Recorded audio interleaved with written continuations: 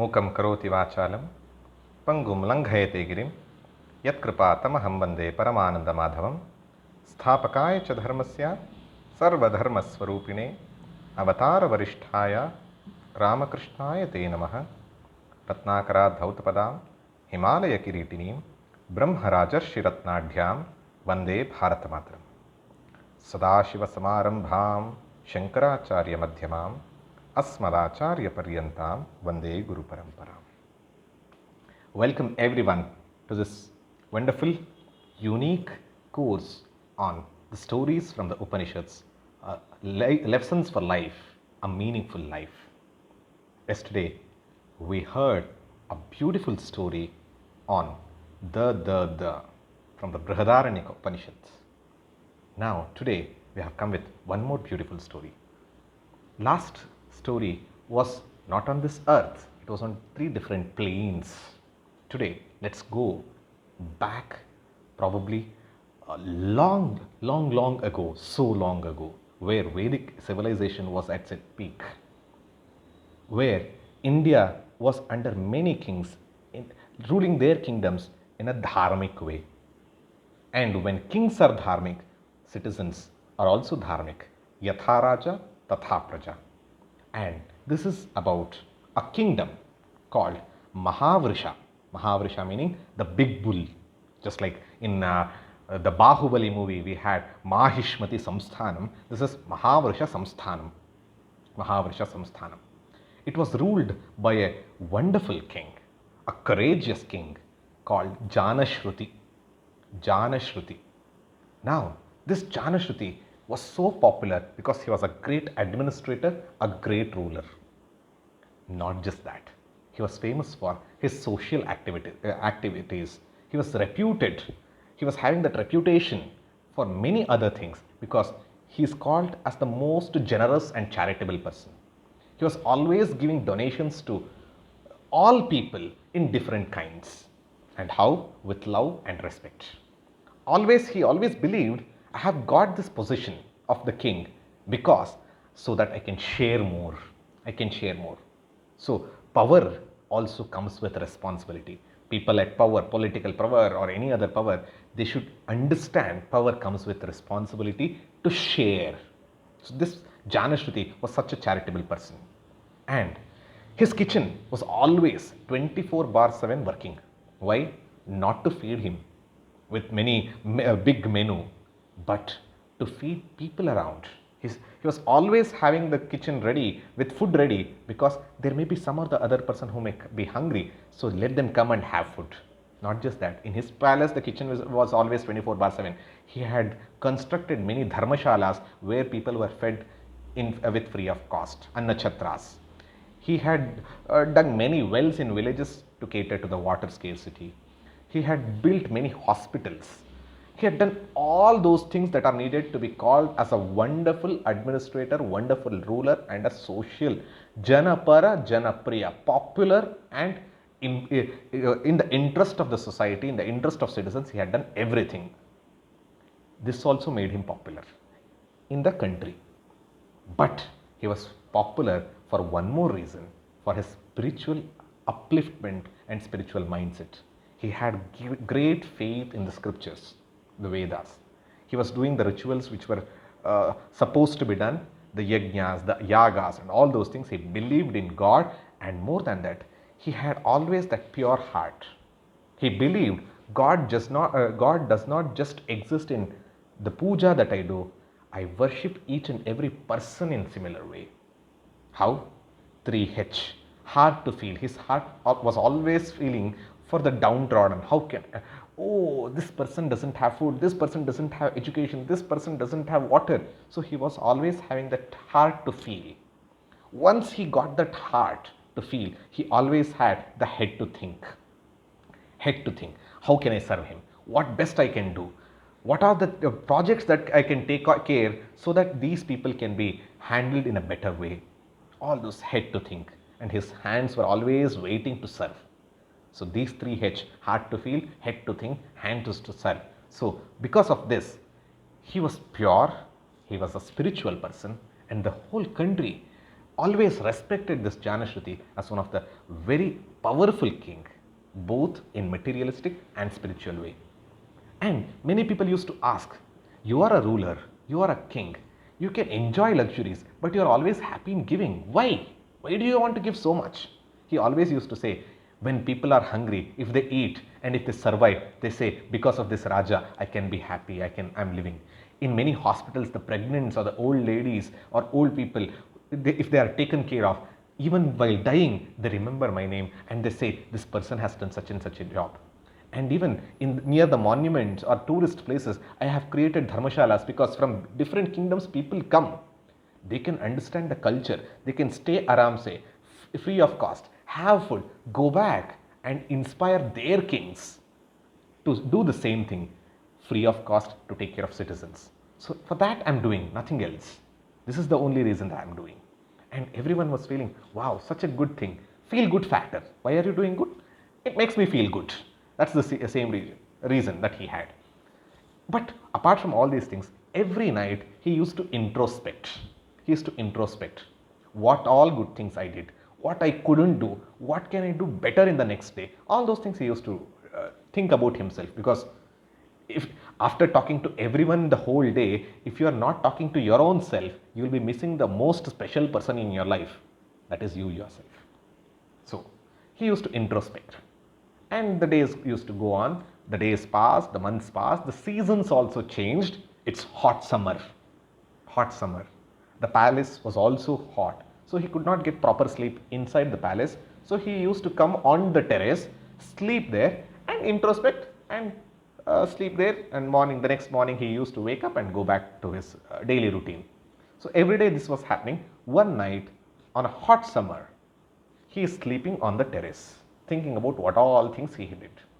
He is remembering, he is feeling happy, he is making plans for the next day. All these things are happening. At that time, two flamingo birds, they were playing with each other. They are having a kind of competition, who will go front, who will go back, and all those things are happening. One is moving front and the other is moving back. And they are chirping, they are talking to themselves. This Janashruti had got that power to even understand the language of birds. So then he just started listening what these birds are speaking.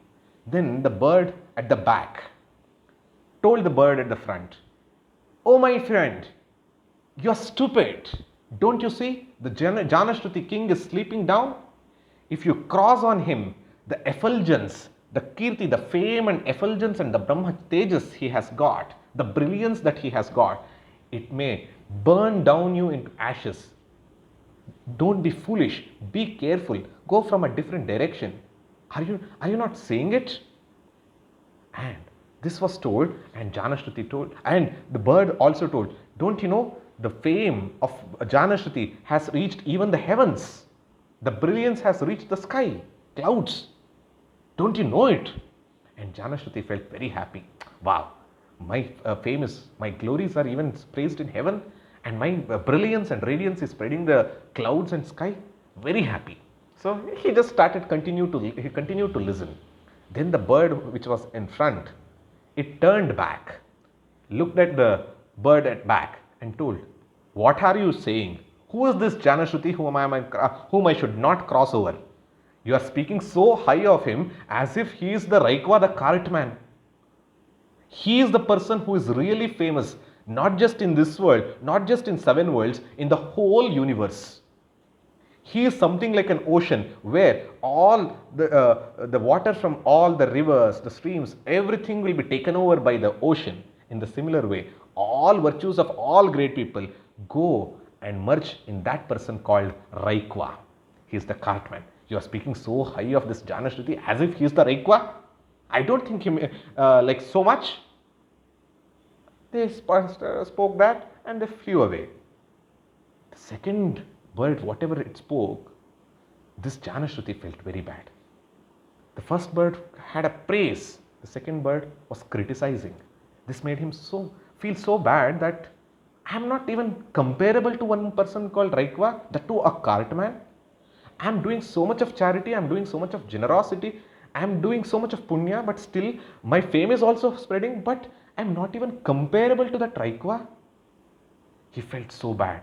He had that low self-image about himself. He felt, I'm not worthy of being praised. That night, the whole night, he was thinking about who this Raikva, what he is doing, not out of jealousy, but to think what best I can improve so that I can also become like that, not out of jealousy. He was thinking that whole night he was sleepless, he was restless. The whole night he spent. The next morning 5:30, 6 o'clock, we all would have seen in many movies, kings who wake up hearing to the beautiful music, beautiful songs, and the bards give a ghoshana like Raja Dhiraja, Paramarthananda. They speak high about the glories of the king. And bards started coming and glorifying this king, this person who has spent a sleepless night, the whole night thinking about, I'm unworthy of these things, stood up, wake up, and told the bards and the security, don't speak all this nonsense. I am unworthy of these praises.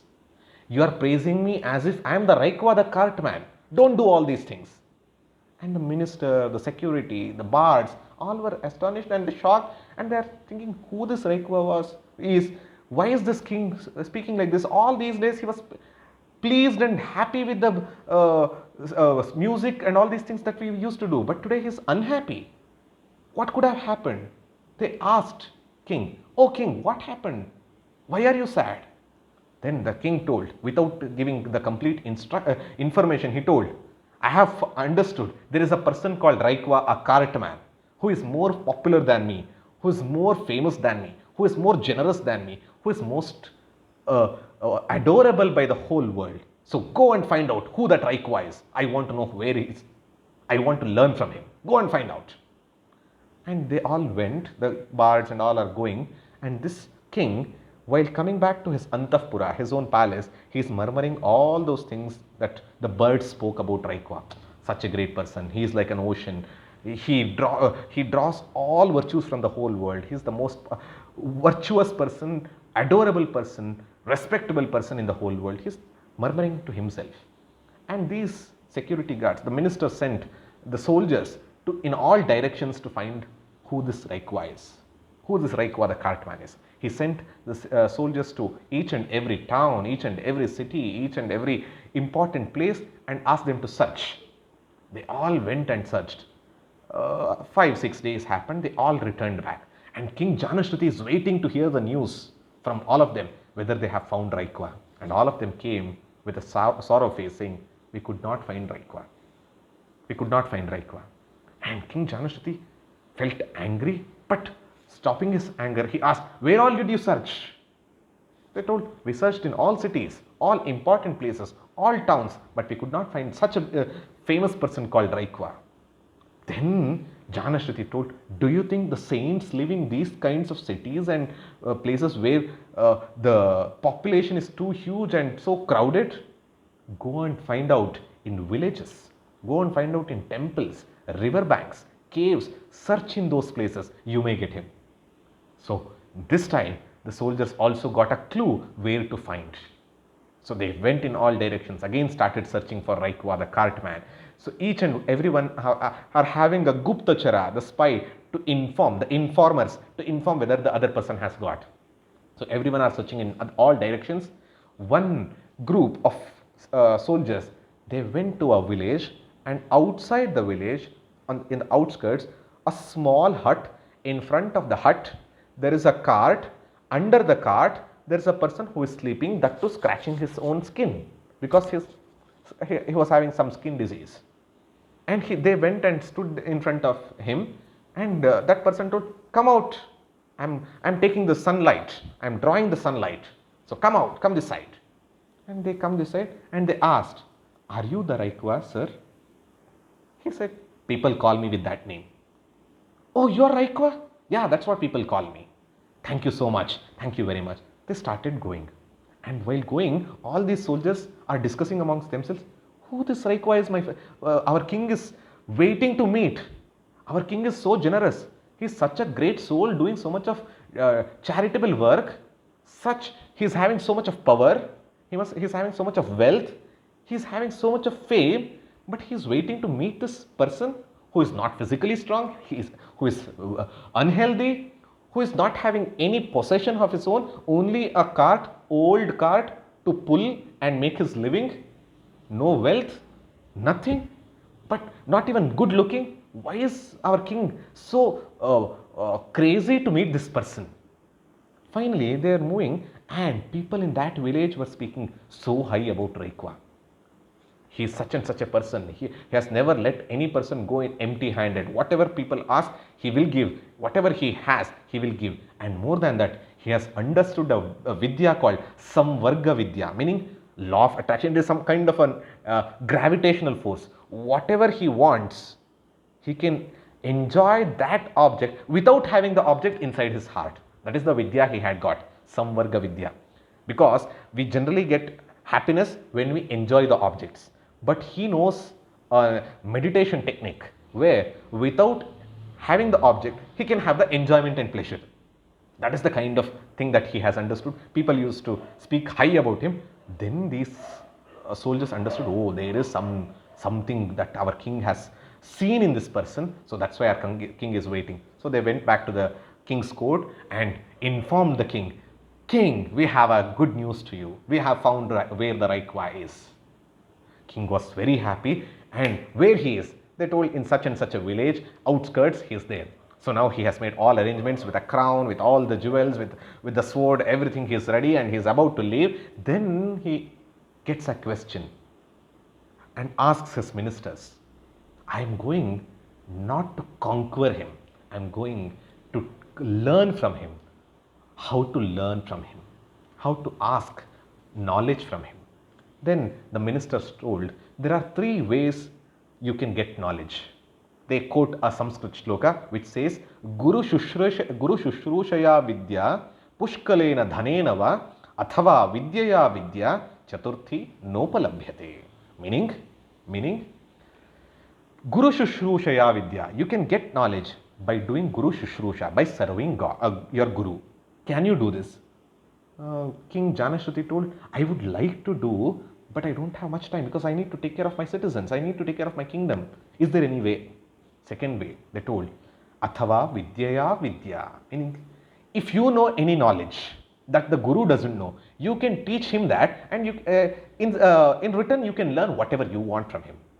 Then Janashruti thought, how can I teach what Raikwa doesn't know? Because the flamingo birds have told Raikwa is known for all the things that he knows, and he can get whatever he wants without going towards that. I think he knows everything. Is there any way? Then the ministers tell, Pushkalena Dhanena Va. If you can please him with lot of money and wealth, and if he gets pleased, he can give you Vidya. So he understands that, and he takes around 600 cows with lot of jewels, with lot of chariots and sevaks with him, and takes a big procession to that village. And Raikwa doesn't know what's all happening. And this king directly comes and prostrates to him and seeks his blessings. Raikwa blesses him and asks, who are you? What do you want? He introduces himself as the king of that kingdom, and he seeks knowledge. But before seeking knowledge, he says, look at these 600 cows. I have got you. Look at these chariots. These are for your service. Look at these sevaks. They are going to serve you. And more than all these things, these beautiful jewels, which are most precious stones that are available, I have got you. Take this. And I want to learn the Samvarga Vidya. Please teach me. After listening to this, Raikwa didn't get pleased. Instead, he was more annoying. He became angry, but without showing anger, he turned the other side. He said, you are useless. Get back. Take back all your cows, take back your jewels, take back your chariots and sevaks. I don't want all of this. Get lost. You are such a useless person. Don't talk to me. Do you think you can purchase knowledge through money? If you think so, you are the most foolish person. Get lost. Don't bribe me. These were the stern words by Raikwa, getting humiliated. The king, he has come to, or Raikwa means a cart pulling person, either a Shudra or a Vaishya by profession. He is coming and asking knowledge, but even after getting humiliation, he is feeling bad, not for the humiliation, that scolding he received from Raikva, but he is feeling bad because he could not get knowledge. More than that, he felt very bad because he was trying to get knowledge out of money. So he felt very bad. He came back to his palace, but every day he used to think about Raikva. How can I get that knowledge? How can I get that wisdom? He used to send his soldiers to him towards, can you teach now? Can you teach now? Every day some other person from the king's court used to go and request him. Every day he's doing all his duty, but no proper food, no proper sleep. He's thinking only about Raikva and the Samvarga Vidya that he wants to get. He's having that longing towards learning. One day, he could not stop himself. He thought, enough is enough. I don't want all these things. I want knowledge. I want knowledge. So he directly went. He took all the cows that he had. He took all the jewels that he had. He took all the chariots he had. He took almost everything that he had and went to Raikva and told, Sir, I want to offer you all these things, and along with all these materialistic things, I want to offer my daughter to you, because I have understood I have made a big blunder by bribing you. At least I can't become a disciple of you. If I can become a father-in-law, a relative to you, in such a way at least my daughter will also get that knowledge. Somehow I can see a ray of hope. Please accept all these things. Raikva saw all those things, but didn't even give a heed to all these things, but looked at the eyes of the Janashruti and told, I can see a spark in your eyes, and that spark is the trigger and hunger for learning. So looking at that, I have accepted you to teach you, but not for all these things, not for these materialistic things, not for your daughter, but for the sincerity, for the surrender, because you are ready to sacrifice everything. So now I am ready to teach you. Come, stay with me, I will teach you. He stays there and he was taught the Samvarga Vidya that he had learned. What is Samvarga Vidya? The details, complete details has not been told in the Upanishads, but it gives a little pointer towards that. Raikva says, look at the creation. All elements are worshipped as gods. Wind sweeps, fire burns, vital breath activates, water flows, all these things, we worship everything. But all these are activated by one spirit.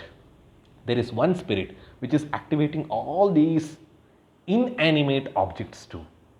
And what is that spirit? If you understand that spirit, then you need not go towards the objects. You can experience everything within. And Raikva, when he was telling it, Janashruti pleads, what is that spirit? Please tell me. He says, the spirit is nowhere outside, spirit is within you. Whatever objects you are seeking for, you are seeking objects for enjoyment, but enjoyment is not in objects. The happiness is your true nature. Understand it, and if you know it, meditate on it, do upasana on it, then the whole world's pleasure is in your disposal. Anytime you can derive any amount of happiness just by sitting in one place. He understands, he learns the meditation technique, and he derives that happiness without going anywhere. He can get everything and anything here itself. And then Raikva says, now your education is complete. You can go back to your palace and start ruling your kingdom in a rightful way. And Janashruti starts to live. Then again Raikva calls him. I want to give you a message.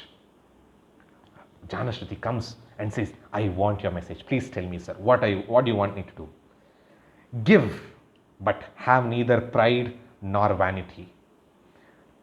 Give charity, but for whatever you do, but give it not with egoism. Give not with an aim to get fame or name. Give not as something as yours. Give it as a gift of God, which you are giving right back to the God. Finally, he says, be a trustee, not a proprietor. Be a custodian, not an owner. If you live a life of this, then your life will be paropakararthamidam shariram. So, if you live in this way, you will live a life of contentment, responsible ruler outside, and because of the Samvarga Vidya, you will be peaceful within. This comes in the Chandogya Upanishad 5.2. Chandogya Upanishad 5.2.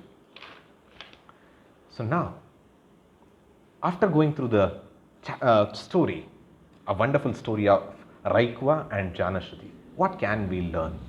First and foremost, importance of dhanam. Dhanam gives punya and it is an antidote for papam as prayaschitta also. And this dhanam is very important for any person to grow from materialistic to spiritual.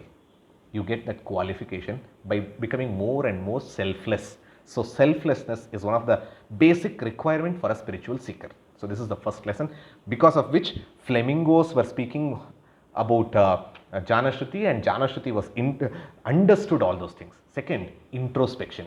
Every day do a 2-minute to 5-minute introspection of what you have done, because introspection is the first step towards improvement. So what I have done right, what did I do, didn't I do, what can I improve, all these things. Third, here was a person who was doing many legitimate things and he was proud for legitimate reasons because he was doing such things. But most of the times we are proud without doing any achievement, without any credentials. But all these things, feel good factor, I help because I feel happy. All these things are good and they are temporary. But when encountered with a situation, just like here, the birds started speaking. One bird started praising, the other bird started criticizing. He could not take it. These are the testing grounds to know how much we have grown from within. That's why Krishna says, Tulya nindas tutirmauni santushto yena kenachit, 12th chapter of Bhagavad Gita. If you can take the praise and criticism in a common way, in a similar way, in equanimous way, in a poised way, that shows your spiritual growth. No jealousy. Just because one person is ahead of you, don't be jealous, but take learnings from him and you grow from within. That is what Janashruti learned from Raikva and went ahead in his life. Then ready to sacrifice anything for learning's sake, The possessions he had, the relationships he had, he was ready to even let go his position, but he wanted knowledge. Do you have that kind of hunger for knowledge to know what you truly are? What is your purpose of life? Then the light dawns from within. Then king accepting a cart driver as his guru. This is something amazing.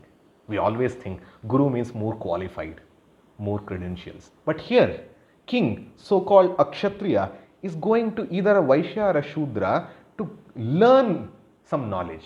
This shows the humility and understanding. By birth, Varnashrama doesn't happen, but by qualities, by jnanam, everything, and anyone can become higher. This is what is shown in this also. And we are all slaves of objects. Here comes a vidya called Samvarga Vidya. Though it has not been spoken elaborately, it gives a hint. Don't be a slave of the object. Be a master of your senses. If you master your senses, if you master your mind, the whole world is in your mind. You can get anything. You can derive happiness from within, which is the source of happiness. So that is what is the key hint given by this Chandogya Upanishad story. While giving charity, final message given by Raikva, while giving, you are all doing wonderful things. Dhanam, charity, giving, gifting, all those things. But while giving, how you should give, that is being spoken of. What you give matters, whether it is food or education or cloth, whatever. But more than that, how you give matters more. How you give matters more. The feeling that you have, the bhavana that you have adds a flavor to the action. Otherwise, it becomes an activity, not an attitude. He says you should give respectfully with love. Third, no expectation of name, fame or power while giving. Selfless. And last, do it as a yajna bhava. We all would have heard Indraya swaha, Indraya idannamama, Agnaye swaha, Agnaya idannamama. So in that sense, the whole, whatever I have got, I am giving it back not as a custodian but as a trustee. It is God's resources. God has given me an opportunity and I am the trustee. I am giving it back to God in different forms. So, Shiva Bhave, Shiva Jnane, Jiva Seva. This is the word coined by Sri Ramakrishna Paramahamsa towards how to look at society and how to serve. So, with this, let us live a life of giving, introspecting, seeking knowledge, sacrificing and offering ourselves and gain knowledge and be happy from within. With this, let us conclude with the Shanti Mantra.